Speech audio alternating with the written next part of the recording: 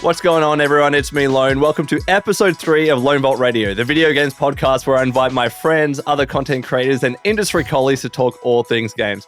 Today, I keep saying that I have a very special guest, but we keep having very special guests. Today is a fellow YouTuber who covers everything Bethesda, Fallout, Cyberpunk, now Kingdom Come Deliverance II, S.T.A.L.K.E.R 2 as well. JuiceHead. Juice, bro, what's going on, man? What's up, man? How's it going? Good. We were having a bit of a nice chat before. For those of you that don't know, Juice and I are huge MMA fans. So we were just chatting about the UFC and how much fans we are of the product right now. MMA is great. It is. It's really, awesome. It's like almost, I would almost rather do an MMA podcast right now. Like that's how much I'm into it. Yeah. I'm so into MMA right now. Yeah. Like I'm just ask you, before we get into like the topics you and I were talking about, and by the way, today we're going to be talking about JuiceHead's channel. We're going to be talking about Elder Scrolls 6 and the leaks that came out recently. We're going to be talking about Fallout 76 and just generally in 2025 what we're looking and interested in playing. But why don't you start an MMA channel? You are a huge fan. You and I keep talking about it. Do you just want to keep it as the thing and the hobby that you enjoy, or what's the go there? That I mean, like there's two things: RimWorld and MMA, where it's like I almost never talk about either of those things on my actual channel. But like I've like almost all of my free time is spent either playing RimWorld or reading or watching MMA, and it just I kind of like right now I'm just happy to have them as that thing of that I just play for fun because I'm I can make some good RimWorld videos, but like, do I really want to do that? No, probably not. Yeah, so that segues nicely into this section. Again, start of every podcast, I just want to chat about you, what you're doing, what you are known for, and obviously for you, Juice, it is your YouTube channel and everything that you're doing there, which, by the way, you are constantly killing it. Talk to me about JuiceHead, all right? You're covering so much right now. Kingdom Come Deliverance II, as I mentioned, Bethesda, S.T.A.L.K.E.R 2, Cyberpunk. Like Cyberpunk, I'm surprised you're still able to cover it because the game it's kind of crazy for so long. Yeah, tell me about it. Tell me about your channel.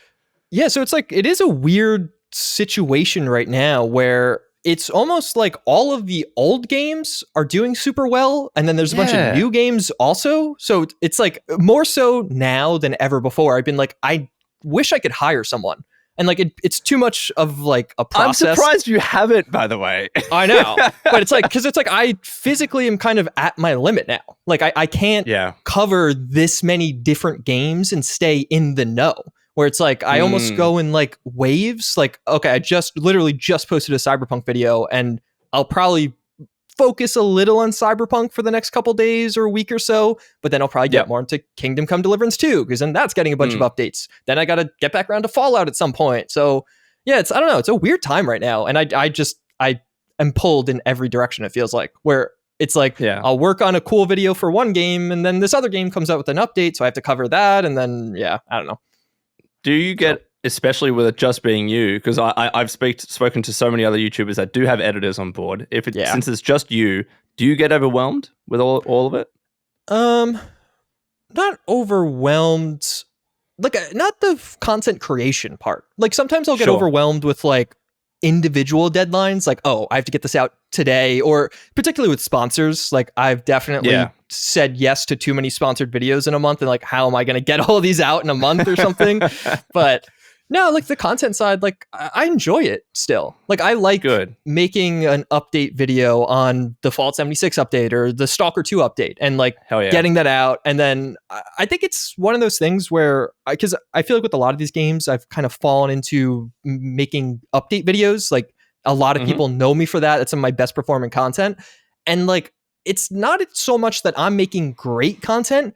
I think it's a lot of other people are just not making great content. They're making bad or lazy content. So I actually will download the update, play the things, test the things, and I get so much love for that.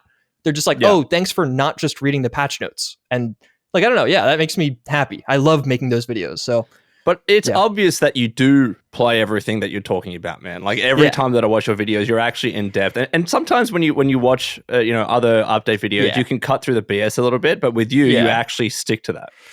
Yeah, I think that's probably one of my biggest like assets on my channel is I'm pretty good, I think, about like getting to the why. And it's like a lot of times it's like why, but I get to like the lowest why of something. Like, okay, they changed the damage on this weapon, but why did they do that? Like, there's normally more of a story with a patch note or whatever major change or an announcement or something. And I feel like that is something I try to strive for, a little extra info if it requires it. Yeah. I have noticed though, for someone that has a channel as successful as you, I've seen tweets from you here and there where you get a bit existential, like, I don't know if I want to be doing this forever, etc., etc. Yeah. Talk to me about that. Like, what's going in your head when you're saying stuff like that? Yeah, it's interesting. I never like really viewed myself as being a YouTuber for a long time. Like, even when I did it, it was like, all right, for like a few years, and then something else will happen. I'll fall off or something else will come along, something, and it just kind of has it. So I still view myself in that way where it's like, yeah, this will wear off eventually. People will stop watching my content or I will get burnt out or something. So I don't know. It's not like I have an end date in mind, but I just don't necessarily envision myself doing this forever. Right. At least to this degree. I would, honestly, I could see myself not doing it for my full-time job anymore. Because I made videos before I made money, and I'll make videos after I make money. Like, I just like making videos first. And then a lot of it is the job part of YouTube. I don't love certain aspects of. So tell me about that. I'm going to probe. Yeah. This section is dedicated to this kind of stuff. So what do you mean? Like, just I don't know. I think gaming overall right now is not in a great place as far as like gaming discourse goes, where it's like, sure, a lot of the conversations are just pretty, I guess, like reductive, where like even if somebody's praising a game, they're just saying it's better than another game, where it's like, you're not actually talking about what you love. You're talking about what you like more than something else or don't like about. And like, I feel like a lot of the conversation with gaming overall has shifted in a negative way over the past year or two. Yeah. And like, it's just, I think it just makes all of it harder or more taxing, or I don't know what the right word is, but just a lot more to deal with the conversations constantly. Cause a lot of making videos is reading conversations people are having about games, and even the comment section, like on some, like my Avowed review, where it's like, I didn't even really bother with the comment section, not because like I want the feedback on my video and my content, but half the comments on Avowed videos are just like, they read the title and are commenting, and it's like, all right, like cool. Yeah. And like that, I'm just, I don't enjoy that at all. It's very hard not to hyperfixate, because like 80-90% of your comments are probably going to be positive. But then when you see the small percentage of people that they call out something that you said that was wrong or incorrect, or they just don't agree with your opinion, or they're completely bashing you, those are the things that you focus on. And it's hard not to. Do you know what I mean?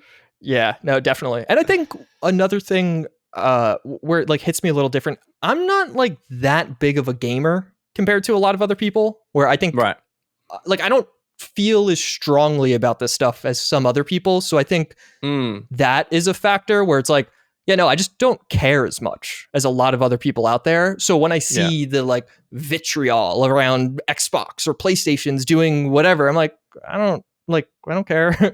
Like, okay, the $1 trillion company's doing something. Okay. Like, I'm not like upset about that personally. It's just, I see it's happening and I have an opinion, but stops there. So, So on all of that, what do you think are your future plans, at least for the next few years with JuiceHead? Are you going to keep doing what you're doing with the update videos? Are you going to try anything different? What do you reckon?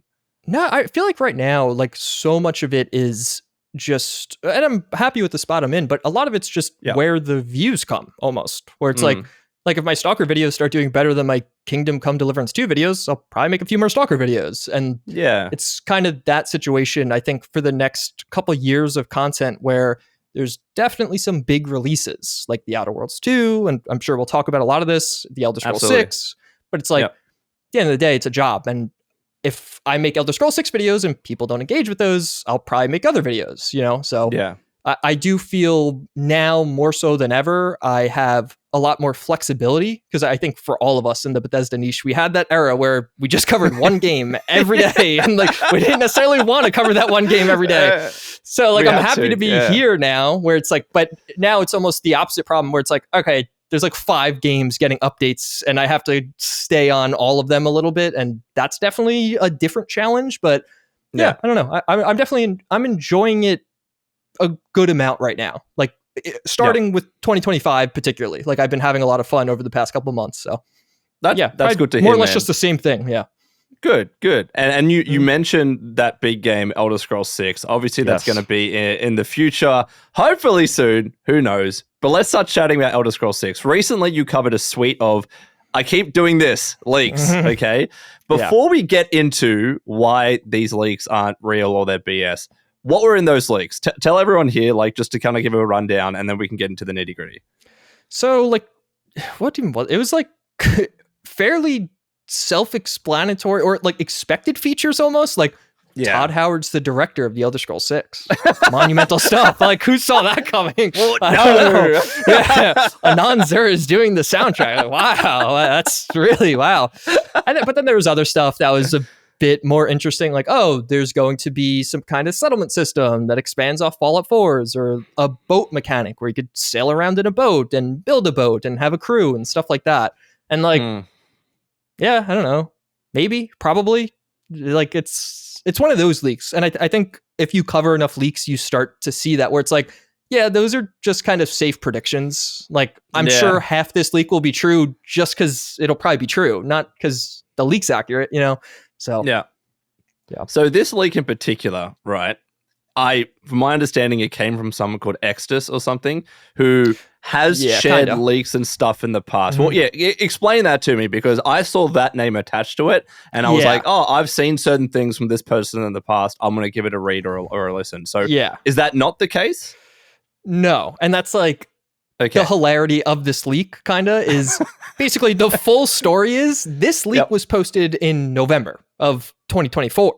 So it got kind of picked up a little. You could find a Reddit post on gaming leaks. It has 0 upvotes and every comment is like just saying this is ridiculous. It's not a real leak. So then a few months later, Colt Eastwood made a video about that leak and you know, whatever. In the video, he never mentions 4chan, but the source is 4chan. And it's linked clearly in the description, but I think a lot of people watched that video, didn't necessarily realize it was 4chan. Then I think Ecstasis was one of those people, watched the video, reposted the leak. A lot of people did exactly what you did and were like, oh, Ecstasis, who has a name, is reposting this leak, is leaking this info, except no, it's actually just a random 4chan leak from November. So it's kind of like a game of telephone. And then the funniest part was, you could go side by side. One Reddit post has 1,000 upvotes and everyone loves it. And another one has 0 and everyone's shitting on it. And it's just, the only difference is the name. One says Ecstasis, one doesn't. The info's the same. But yeah. So when Ecstasis shared it, like, could that be seen as him kind of endorsing it or saying, I think, I also am hearing similar things, so I'm going to repost this. You know I think the way he kind of framed it is he did say it like that, kind of. Right. But then I think he followed up later and was like, oh no, this is Colt Eastwood's info. I just believe it, I think he said. But it's like, it's not even really Colt Eastwood's info. It's a 4chan info, you know, like Colt Eastwood is just covering a 4chan post. So technically Ecstasis did add that it would be revealed in July. Which that seems early. Surely that seems too early. And like, even if it's not June, like, you know what I mean? Not like even if it was this showcase summer, season. It's like, as I would assume June, not July. So I don't know. Correct. Yeah. I don't know. That is so you and I, Juice, we went through this through Fallout 4, right? Yeah. Like constantly. Yeah. It feels like a lot of these leaks they'll pick the baseline stuff. So it seems somewhat credible from that. But then they'll say the 1 or 2 things that are not so unbelievable, but are like a little bit out of the circle where you're like, I could kind of see that. And then down the line, if it turns out to be not like real or fake or whatever it is, can be like, they changed their mind. They're like, they were just thinking about it. They were just experimenting. I feel like we've been here before a million times. No, 1,000%. Yeah, it's kind of crazy a little bit, but I don't know. I think the one thing that I've noticed, which has been one of, I feel like the most interesting takeaways, my videos with the best retention are leak videos. And even leak videos where I start off by saying, this is nonsense. Like, I don't even personally believe this. Don't listen. People still watch those videos the longest. And like, even the comments are almost like some of the most intelligent comments on any of my videos, where it's like they're actually like, oh no, this sounds like nonsense. Oh, this would be a really cool feature. I'd love to see them do this, that, and this.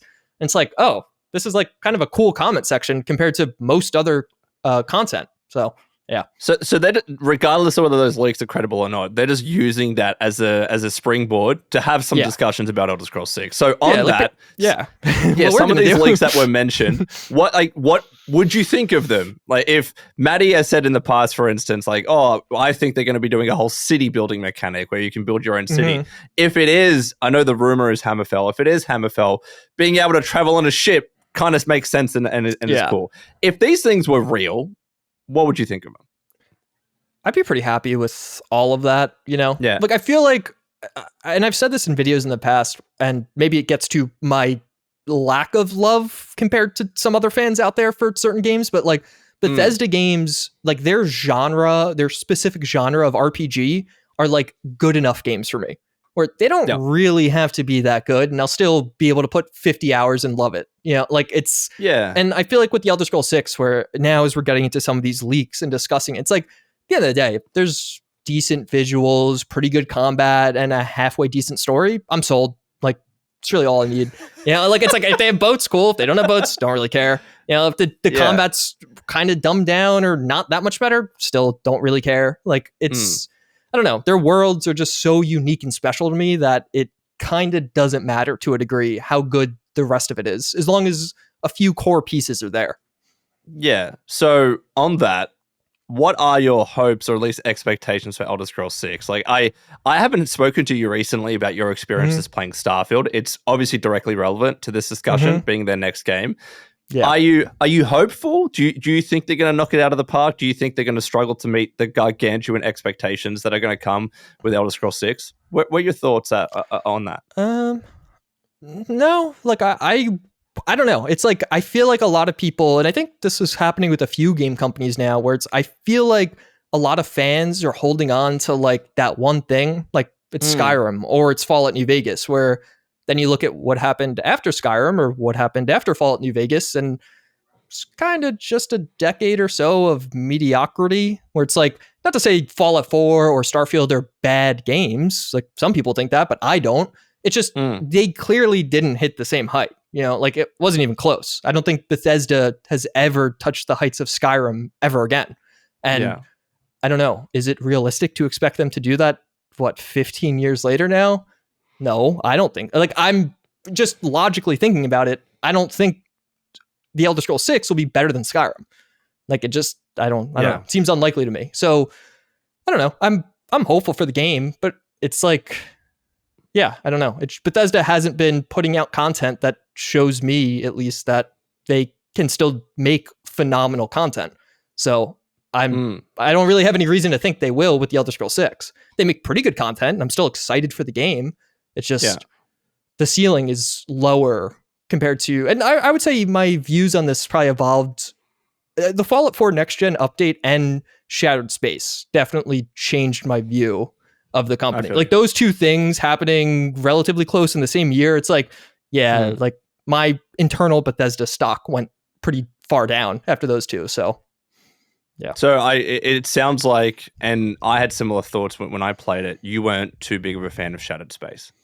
It was like, it's one of those things where it was less so the content, like how good or bad it was, and it was more that, like, okay, Starfield comes out, you have a good release, but then it's super controversial. And like, no matter where you went, there was controversy around this game, unfortunately. It felt like Shattered Space, at least in my eyes, was their opportunity to kind of get ahead of that or change the narrative or something. And they very clearly didn't. And like, instead, it almost felt like they did as little as possible. And maybe other people have different opinions after playing it. But while I was playing it, I was like, oh, it doesn't feel super expansive, or like they went the extra mile. It feels like the opposite, whereas like, all right, it's 5 o'clock, I gotta go home, and like, all right, let's end this quest here or something. And I don't know, for me, that's like, it's not awe-inspiring. It was like, again, the opposite of that.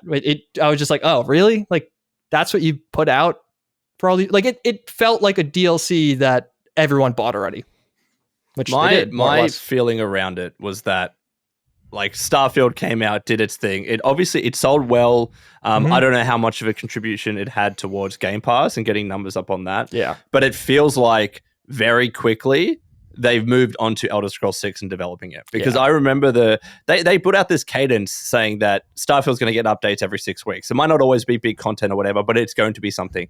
When they said that was slowing down, and I believe that was before Shattered Space came out, I was like, it was I like see what's going on here. A month before, Yeah. I was like, all right. So based on that, this is it. I was like, you know what? You'll do Shattered Space, obviously. You might do one more expansion after that, some smaller things. Clearly, they're focusing on creations, like constantly promoting community creations. And most of the big dogs in the team is moving on to Elder Scrolls 6. Yeah. Do you agree with that? I think that's where they're at.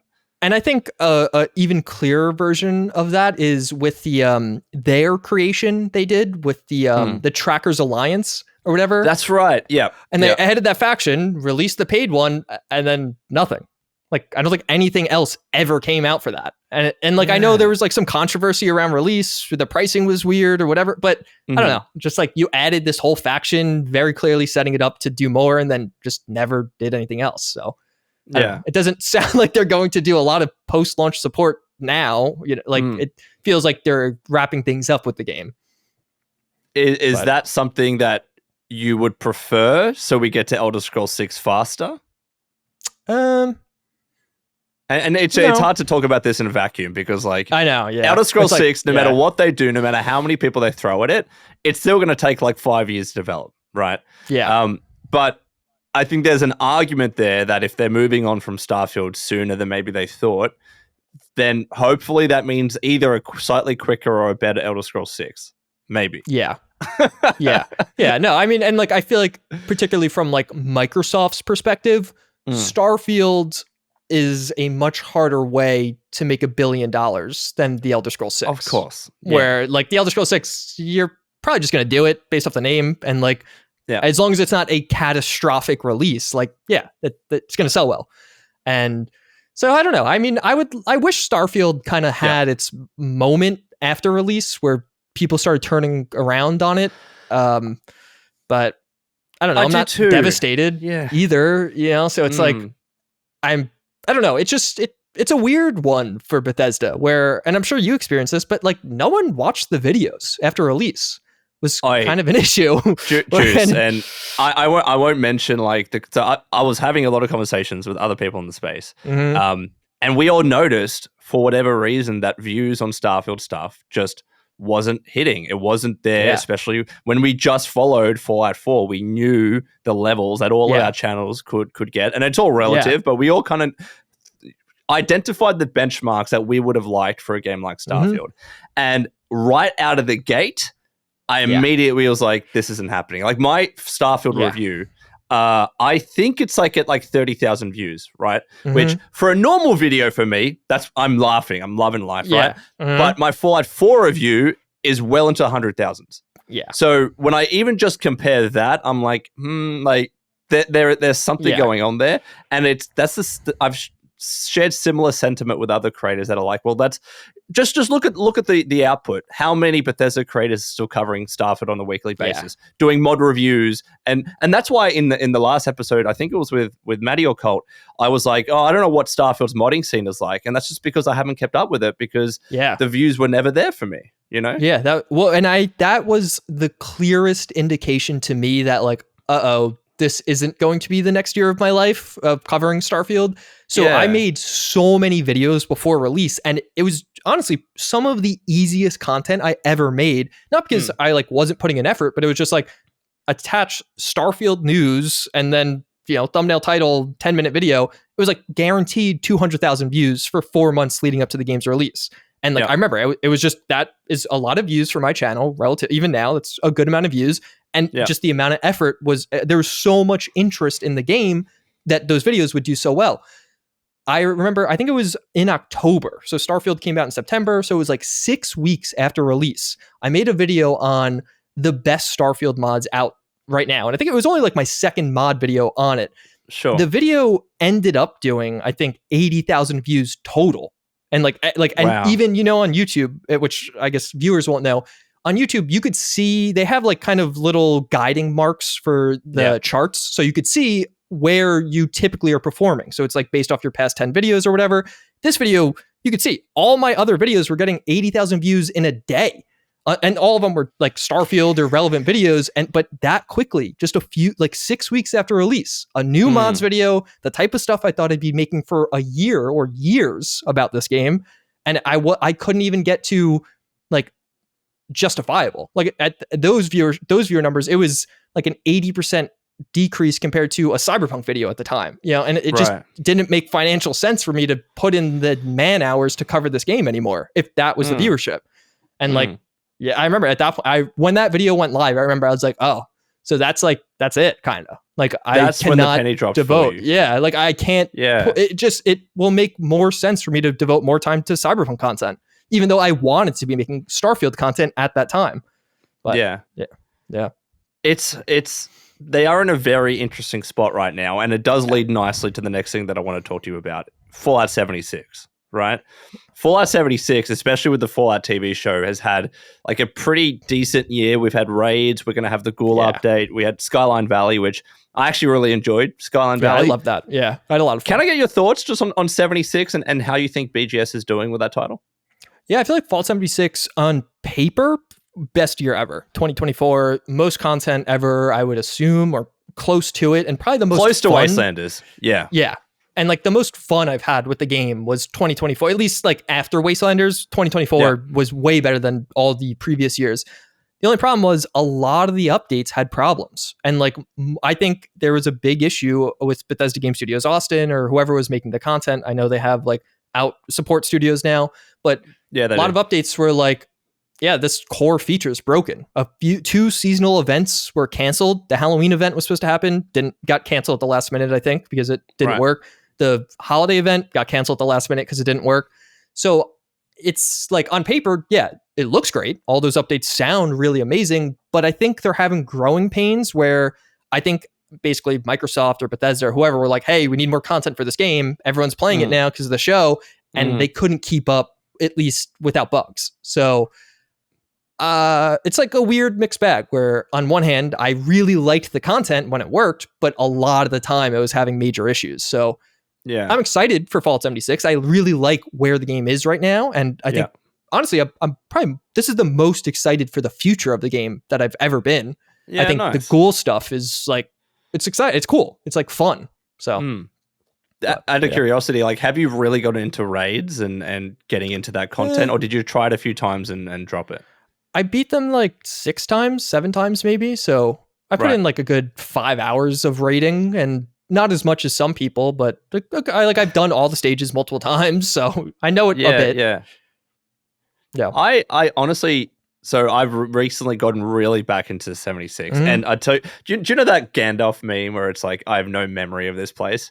Dude, and this it's kind of crazy coming from someone that covered the game, that worked on the game as much as I did, and I was doing like really end game guides for it as well. After having not played it for like a year or so, dude, it was like learning how to ride a bike again. I had no idea what I was doing. I had not been in the update where there were 4-star legendary mod boxes introduced, so I had none of those. I barely worked on legendary power armor. Also, as well, I don't know if you've like after playing the raid, but even some of the stuff in Skyline Valley, bloody builds are just not like not it anymore. So all of my stuff was like geared towards that, and I came to this game like I'm getting my ass handed to me. It was like it was a whole experience coming back into it and learning it again. And I tell you what, it was like 3 or 4 days in, part of me was like, can I do this? Like, am I actually, do I have the time, the capacity to invest in this game again?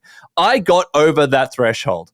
I wonder if there are a lot of others in my position that reach that same point and are like, I don't know if I can do this anymore. And they kind of step away. Do you see what I mean?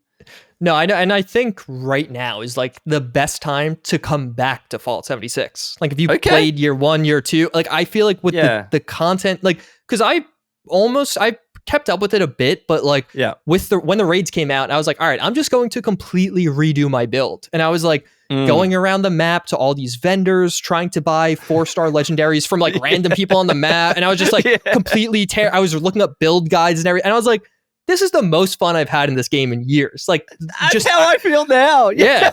And I was like, this is great. Like, and because a big part of it's they're doing like this big balance pass and adding the ghoul and all that stuff. So a ton of new stuff is viable. So it's kind of this like fun experimental phase for a lot of the community as well, which, I don't know. It's the meta is evolving, and it's kind of been stagnant with this game for a really long time. And I think that's fun to like experience while playing. So yeah, dude, I was going to make a video on this exact thing, because I was like at the point, as I mentioned, where I was like, I don't know if I can do this anymore, etc., etc.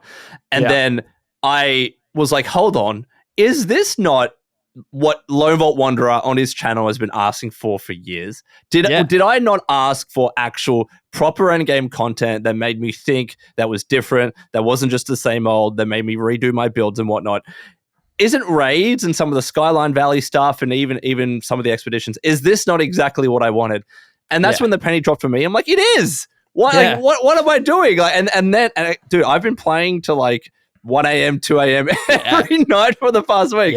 I'm obsessed again. It's crazy. And like, I could totally see where they could like build off this and keep going. Like, cause like the ghoul stuff, like the idea of having classes in Fallout 76 is really exciting to me, where like, imagine you're doing the raids and like someone's a healer, someone's a tank, someone's a glass cannon, you know, like traditional MMO stuff. But like with the ghoul character, it's like, all right, what if they had a super mutant? And then you're going to want a super mutant and a ghoul and a human on your team at all times. And I don't know. I could just see that being it feels like something that would organically fit in this game and add a lot to the enjoyment in like kind of immersive ways. Like, oh yeah, I became a ghoul, so now I'm better at with radiation. Like, that's cool. It's fun. Yeah. They might even introduce raids or other endgame content where there's certain areas where if you're not a ghoul, you're just getting destroyed. Yeah. So it's almost like by necessity, you need to have a ghoul on your party. You need to have someone that's a healer. Here's the thing. If they had more people working on this game, they could come out, Season 2 Fallout, not only is there a ghoul, but there's also another class. It's a super mutant, or it's whatever it might be. That would be friggin' awesome, man. I'd love that. That's like one of my most anticipated games that like I wish exists, but might never happen, is like Fallout 77. Like, I want this studio to take what they learned from Fallout 76 and start over.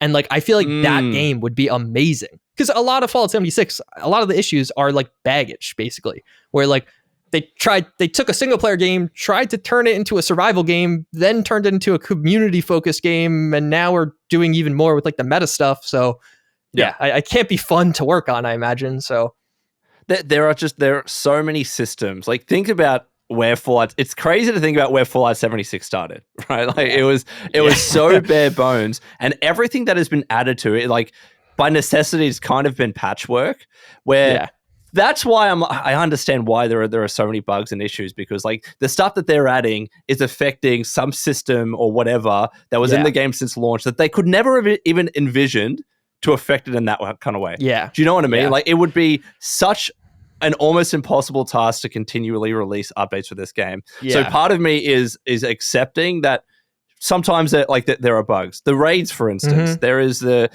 section where you have to shoot the crystals to be able to damage the enemies, right? Yeah. I'm still doing raids now where those enemies just aren't spawning, or they're stuck in a rock or whatever. That's just that's the kind of stuff, like, part of me is like that shouldn't be there, but I'm also like, I still have this level of acceptance and tolerance because I know where 76 came from. I know the business reality. I know how many people are probably left playing this game.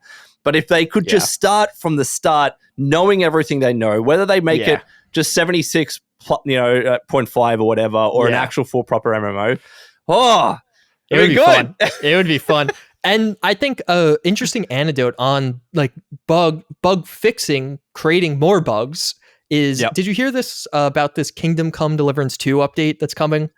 It's like a weird situation. So they just announced it on their dev stream yesterday, at least while we're filming this. And they basically said that this update that's coming out in mid-March, patch 1.2, is going to be the game's biggest update ever. And like, they know that already. And it's going to have 5 months of dev time. And then automatically you're like, wait, Kingdom Come Deliverance, it only came out a month ago. How is it having 5 months of dev time?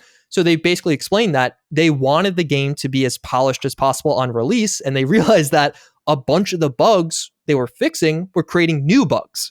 So this was like in the time leading up to release. So they branched off, created a different build, and just started fixing bugs over there, fixed some of the biggest bugs on the release build. But then now they have 5 months of dev time on this other build that should be way more polished overall.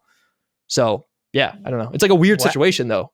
That is like, how big is this team that they're able to dedicate 2 different parts of the business, one on the release candidate and then one on the future update? That's crazy to me. Are you confident they're going to pull it off?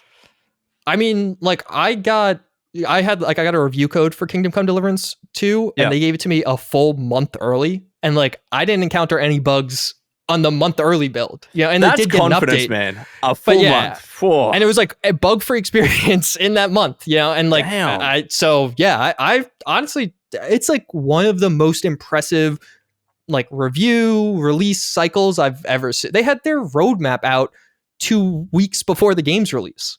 And like, they're going to hit all the dates on the roadmap, like, which in this dev stream they just did yesterday, they said they want to have everything done in 2025. So next year they could start working on something new.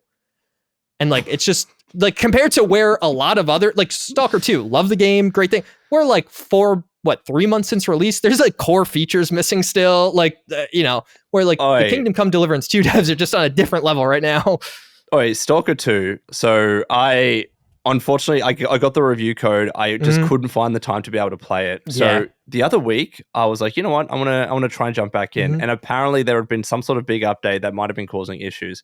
I got to the point where the shaders were rendering, and I blue screened, completely blue screened. And I was that never happened to me when I tried the game, in the review period. And I'm like, that's not a good look. And I was really hopeful for S.T.A.L.K.E.R 2. Yeah, there was I had that same like series of, there was a whole bunch of issues with that shader thing. I remember there's one day I timed it because I was just like losing my mind and angry.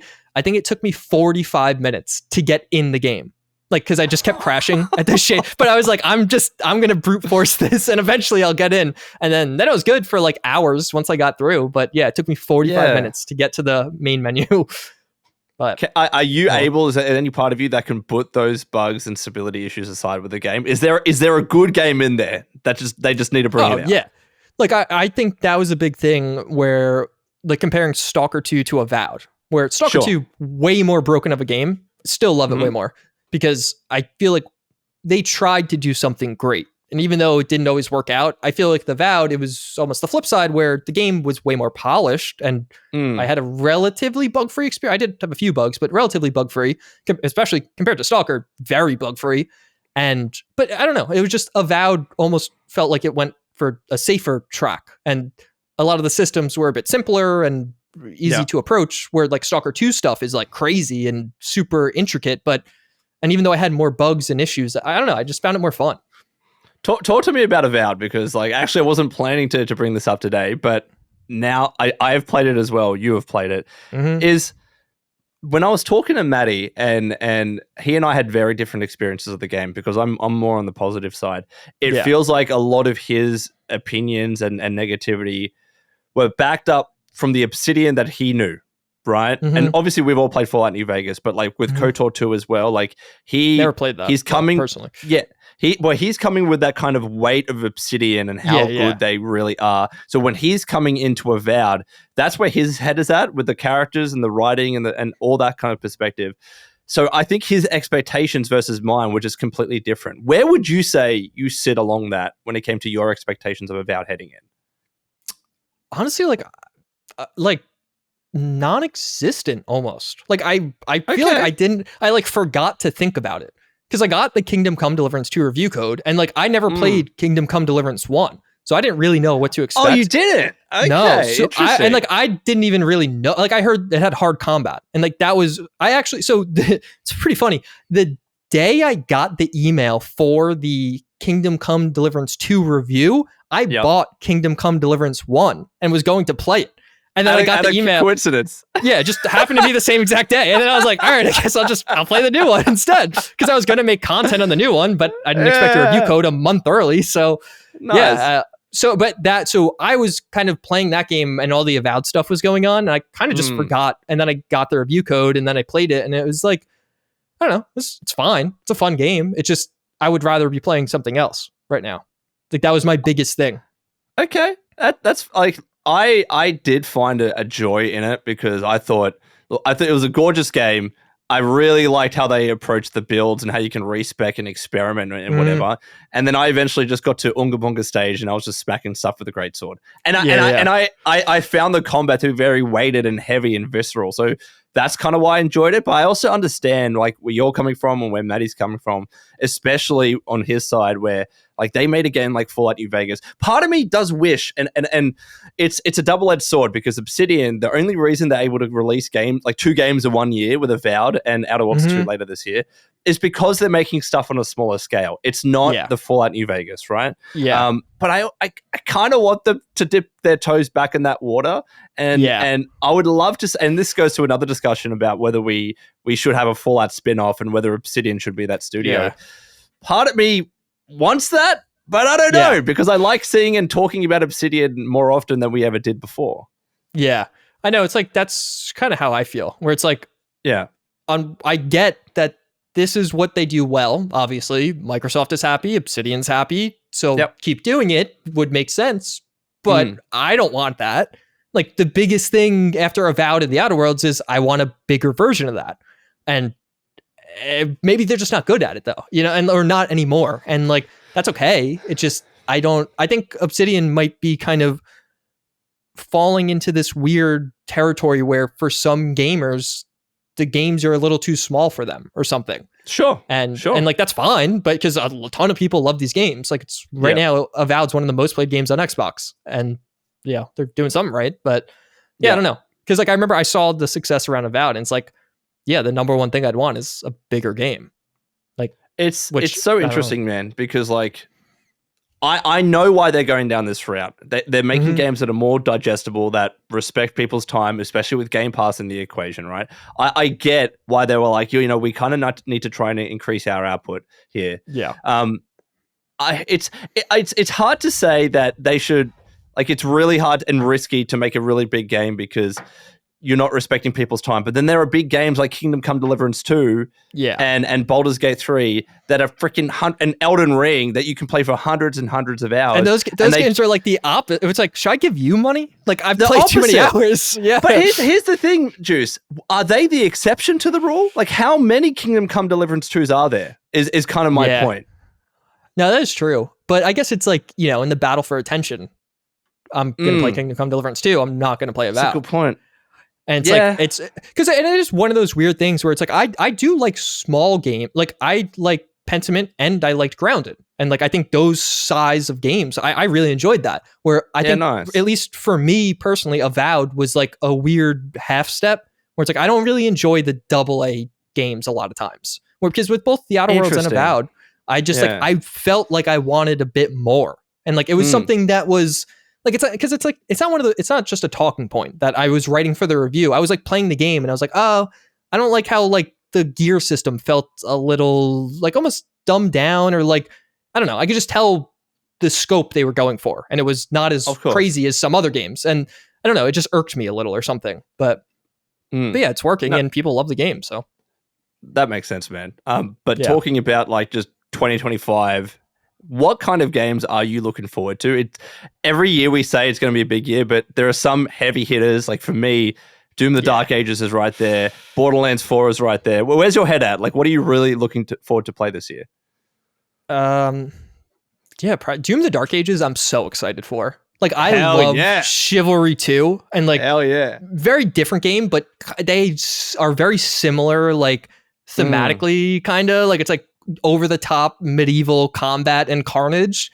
So like I'm really excited for Doom of the Dark Ages. I think because like Doom, I played like Doom Eternal and Doom 2016, and like they're fine. But this is the first one that I'm like, okay, this is my shit. Like I wanted to dump 200 hours into this game with crazy music going the whole time, and like hell yeah. And, so what's the difference for you there? Because you said like Doom and Doom Eternal you enjoyed, but it's not meeting your levels of hype for Doom the Dark Ages. What do you think the difference is there? Literally just the setting, the medieval setting.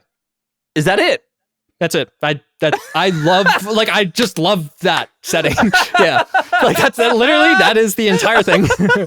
Yeah. Like because I they're probably the gameplay will probably be pretty similar. Like I don't think it's going to be that different. Like I know they talked about like Doom Eternals, you're a fighter jet. Doom the Dark Ages, you're a tank or something. So I'm sure it'll feel different, but no, just I love medieval stuff. So that's the number so one thing. Funny, man. Yeah.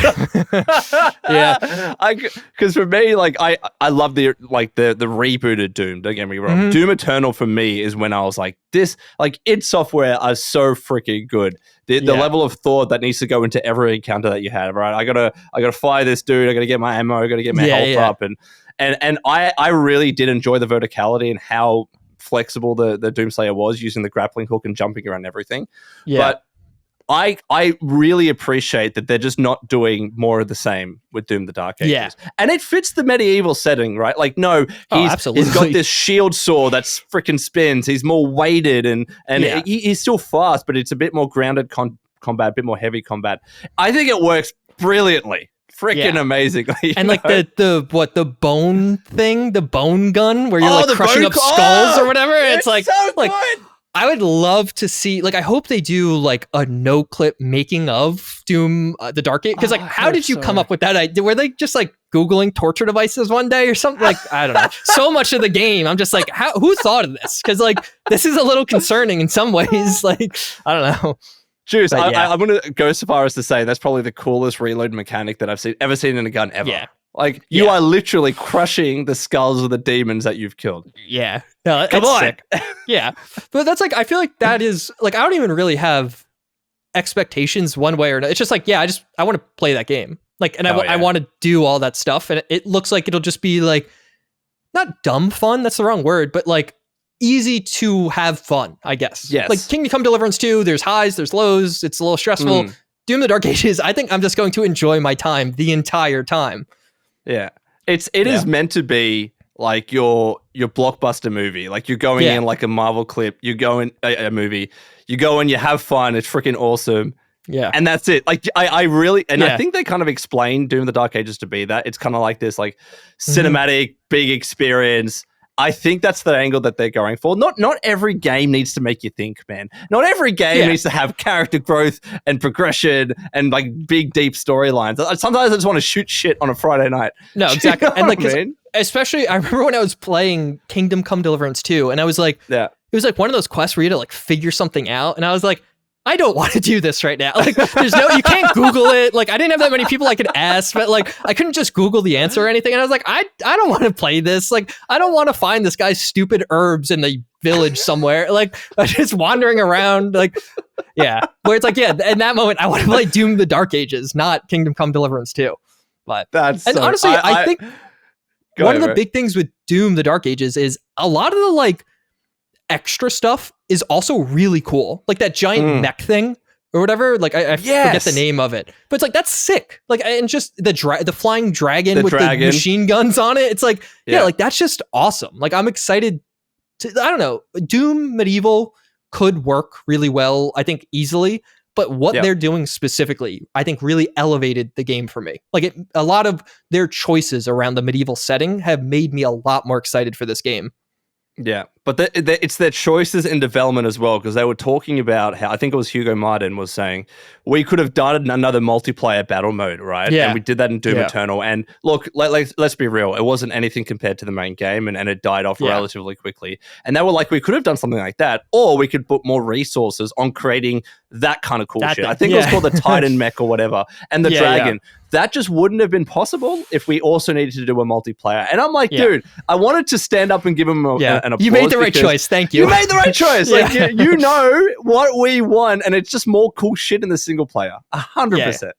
Yeah, exactly. No, I'm really excited for Doom the Dark Ages. But I think like it just seems like everyone's gonna love it. Like I don't really have I don't need to wait for a review. Like I think I will love the game regardless. Like, I don't know.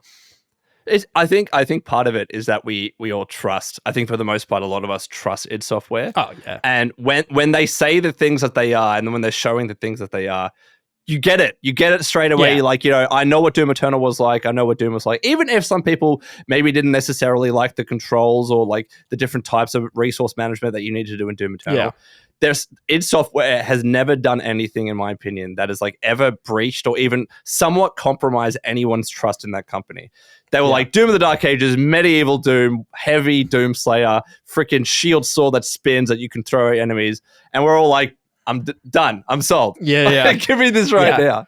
What about other games as well? Are you looking forward to anything else? Kind of like on the same topic, but like it also made me, because like I think it was during the like press briefing or whatever where I forget who it was. At the end, they like alluded to something else. Doom could be coming. They're like, it's not the end of the not the end of the story. They said something along those lines, but they were like, but we want to keep evolving and mixing it, whatever. And I remember I was thinking, I'm like Doom the Dark Ages makes me so excited for wherever you take this next. Like what they did with that game, I was like, oh, you have so many good ideas. And like, that's exciting. But yeah, other games, I don't know, what even's coming out? The Outer Worlds 2, honestly, is probably my most anticipated game that like has a release date right now. Because nothing has release date. Everyone's waiting for GTA 6. But I mean, honestly, probably the only games that would surpass, maybe like Fallout 5, but I loved the Outer Worlds. Like, again, I just wish it was bigger. But like the story, the world, like the theme of the Outer Worlds of like the big corpo and like the over the top corporation stuff, like I loved that. Like I just, I don't know. So I'm so excited to revisit that world. Even all the DLCs I loved. Yeah. It's so funny where you and I are coming from, because I liked Avowed. You weren't so high on it, but with Outer Worlds, I really struggled to get into the whole capitalism a lot of people did. angle. Yeah. I really did. I don't know what it, like, I think the bit where I was like, what the hell is going on, is when there was this secret covert lab and I entered it and it turns out they were making diet toothpaste. I'm like, what the hell is this game, man? It was like ridiculous. Like so much of that game, like you would reveal something and you're like, wait, what? Like that's what they were doing? It's like, it's not even like that bad. It's just strange. Like, but that's why you loved it. Yeah, I loved the, and I think a part of it is I like, separate from YouTube, I also day trade, and I spend not a ton of time, but like a good amount of time, like listening to earnings calls, reading the like financial statement. This about you, bro. Hold on. Yeah, I like rarely talk about it. I don't know. It doesn't really come up that often, honestly. Sure. But like, I've like listened to so much corpo speak that I think that probably also made me like the world of the Outer Worlds a little more, because I was like, oh, this is hilarious and like somewhat accurate sometimes. It's like, oh, like they're parodying, but kind of not parodying also. Yeah. That's probably my most anticipated. I don't get me wrong. I'm very much excited for Outer Worlds 2. I will play it because I still love Obsidian. I like what they did with Avowed. That side of it, of Outer Worlds 1, at least, I struggled with. But I have to respect the character conversations that you're having, the dialogue. It's just freaking awesome. And I appreciate, even though like you wanted something bigger, just with my job and everything now, I like the digestible games. Yeah. You know, I like the games that I can just knock out. What was the name? Astrobot last year. That was my favorite game of the year. 15, 20 hours, completely 100% all achievements or trophies. Yeah. Boom, I'm done. It was the best. No, I totally agree. Because like I've had an issue now, I've realized, where it's like, I don't want to learn games anymore. And like, I feel like I keep playing older games, because it's like even I said this during my Kingdom Come Deliverance II review, and I got so much flack in the comments, but I've never fully played Red Dead Redemption 2. And one of the big reasons, one of the big reasons is like the intro. And not because I can't get through the 2-hour intro. I've done it before, or hour, whatever it is. It's like, all right, it's a Saturday night. I have a few hours to play a video game. I don't want to play the intro. Like, I don't, that's not the fun part. I don't want to learn to play, Aura History Untold, because that was another one where like I bought it, downloaded it, and I'm like sitting here, I'm like, no, I'll just go back to Civ 6. Like, I know how to play that one already. And like, I don't, but yeah, like the learning to play the games. And I just don't have a ton of time to play a 90-hour game. Like, that's not going to happen. I even if a game is long, right? Like, it's still something that I'm willing to try and give it a go. That first opening hour, 2 hours, 3 hours, for me, that's key. Because I distinctly remember trying to play Red Dead Redemption 2, and I'm not kidding, man. It was like 9 p.m., 10 p.m. from memory, and I was like trying not to fall asleep. Yeah. I was like, what am I doing here? What am I doing with my life? Like that I'm trying to like I know that there's something good in there, but it just, for me, it needed to get into that moment faster. And just with games in general, or even movies or whatever it is, if you're not, I'm not saying come out the gate swinging like a big battle, whatever. Like there can be a bit of a, an intro, but don't take too long. Otherwise, my interest is not going to stay, No, I totally agree. Yeah. It's like, but I guess it's probably like almost what makes Game Pass good for a lot of people, where you could just try shit. 100%. If you don't like it, there's no real cost. Like, Game Pass overall right now is just like, I wish I had this when I was a kid. So you have it now and you're loving it. Well, I don't really play many games, but on paper, I would love it. Like I think back to like when I was a kid and it was like Christmas morning. I wasn't really excited about what game I got. It was what game my friend got, so we could finally play, Grand Theft Auto 4 together or whatever, Saints Row 2, something like that. Where it's like, I feel like Game Pass kind of and even as a parent, like, all right, $15 a month and that, you don't bother me for the month. Like, yeah, that's easy 100%. Enough. Like, but yeah, honestly, I don't really play many games. So when you mentioned about, as if you're a parent, Game Pass is such an easy thing. I was talking to Rob in our podcast, and I was like, Rob, like when I want a game, I'll just buy it. Like I have the ability, and it's something that I need to like understand that not many people are in that position. But when I want a game, I can just buy it and I'll play it. I don't necessarily need to have the Game Pass and trying out a bunch of games. However, if you're a parent and your kid's like attention span of a fish, like I just want to do this and that and that and that, Game Pass is perfect. Or if like you don't have that money and you only have a certain amount to dedicate to games and entertainment every month, it's perfect for that. You're not spending much every month and you're getting access to so many bloody games. Like Doom the Dark Ages will be on Game Pass. That's freaking awesome. And like it's not like you're getting like the B tier game. You're getting great games. Like they're phenomenal content. Like, no, it's amazing. And like, it is interesting. I have a younger like family members that I'll see at like holidays to see them navigate like social media or whatever, like everything is it's like a whole different world. It's like wild. Like one of my cousins is like, I don't know, 9, 8, something around there.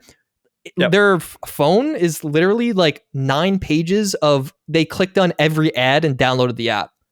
And I'm like, I was just like, what the heck? I was like, and like so many of the kids were like, oh yeah, I download like every app I can. And I'm like, wait, what? No, it's wild seeing how they like navigate the internet. But yeah, I don't know. Is every like 8 or 9 year old now in 10 years is going to be scammed and all their details are stolen? Probably, yeah, literally. And none of them have computers. That was the other thing. Like all of the younger family members I have, their phone is their whole, or it's like an iPad with a keyboard. And I'm like, wait, what? Dude, I was joking with someone about this the other day. You know how like us as millennials, when we want to make a big purchase, buying plane tickets, I can't do that on a phone. I'm going to my laptop. I need a computer. I need the big screen. But younger kids and Gen Z and whatever, they're all just doing their shit on their phone and they don't have laptops. I'm like, I don't know how I would function without my computer or my laptop. No, I totally agree. Yeah, it's wild out there. Dude, but we are almost at the 1 hour mark. I want to thank you so much for joining. This has been freaking awesome, man. It was very funny.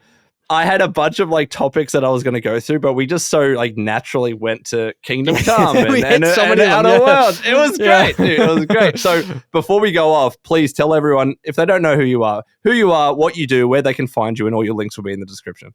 Oh yeah, perfect. So I make YouTube videos mostly, and just JuiceHead pretty much everywhere. You could Google it; it'll pop up. Now there's like a vape company called JuiceHead, so we're like competing for the search results. So might got to do something about that at some point. But but hopefully you can still Google JuiceHead, I pop up. So, but otherwise, I don't know. Hopefully, mostly on YouTube though. Mostly covering Fallout, a lot of Kingdom Come, Deliverance II.